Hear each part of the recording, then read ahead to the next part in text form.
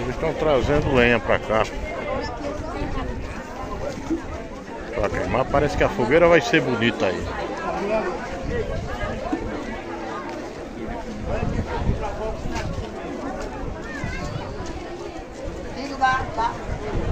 Estão fazendo uma fogueira para Santa Quitéria das Flecheiras. Aí a fogueira, a lenha veio no carro de boi. Aí já saiu uns 10 carros de boi, tem mais um ali. Aqui tem 3 estacionados. Só máquina de primeira qualidade. Um desses aí dá certinho.